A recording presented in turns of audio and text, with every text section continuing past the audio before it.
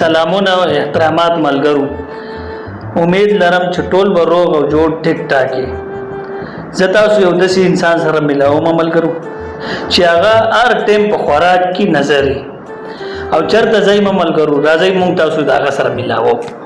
ښه هغه کس دا دی موږ چې چا په باره کې ذکر کوو لګیا وو باقي به واورو د دې جناب نه. خجی نو ډیره مهرباني چې تاسو موږ له خپل ټایم راکو. زه ستاسو ډیر شکرګزار یم چې تاسو دومره زموږ ډیرې ته رالی زموږ د غریبانانو جونګړې ته رالی. نو الله هم خوشحاله کا او مهرباني چې تاسو دومره تکلیف وکړو.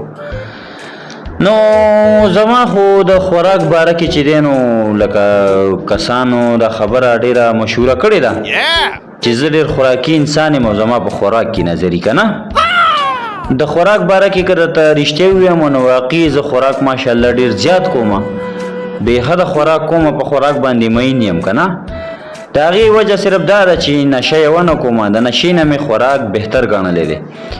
نو چې څوک نشه کوي هغوی ته زما دا درخواست دی چې نشې مه کوئ د نشې په ځای خیر دی خوراک کوئ ښه مزیدار خوراک کوئ ښکلی خوراک کوئ صحت به مو سره برابري ما ته وګورئ ماشاءالله. نو دغه خو د صحت باره کې خبرې وي خو د دې نه علاوه د ټولو نه اول چې دی نو زه خپلو ملګرو ته سلام پیش کوم او ورسره چې دی نو بیا خیر خیریت تاسو څنګه ټول امید لرم چې ټول به روغ جوړ او ښه برابر یې. نو په دې خوراک باره کې ما یو څو ګانې هم جوړې کړي دي. هغه ګانې څه داسې دي چې لومبۍ یوه ګانه ده د رحیم شاه ګانه وه چینې سمه پتاسۍ.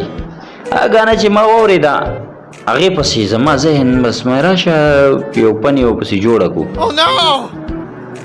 نو هغې پسې ما جوړه کړه چې په لاس کې دي امونه او جینې ولې ته غوسئ په خوله کې انګورونه د غوسې نه تکه سرې سموسې سموسې سموسا جینې سم پراټې جینې سم پراټا جینې سم پراټې جینې سم پراټا.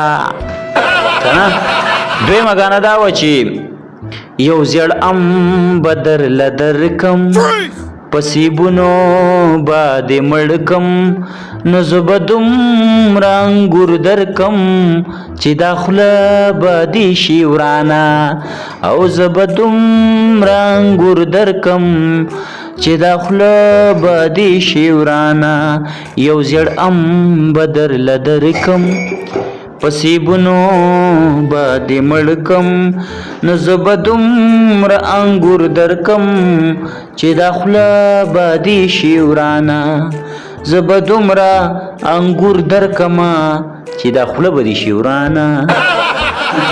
حاجي نو موږ سره داسې یو څو ګانې نورې هم دي او فلحال چې دی نو موږ به په دې میلمه باندې روټۍ وخورو او روټۍ نه بعد به پرې قهوه وڅکو هغې نه بعد به بیا موږ تاسو سره میلاویږو. صحیح ده که نه. نو فلحال دپاره موږ له راکړه اجازت میلاویږو به په نیکسټ ویډیو کې د لوی الله په امان.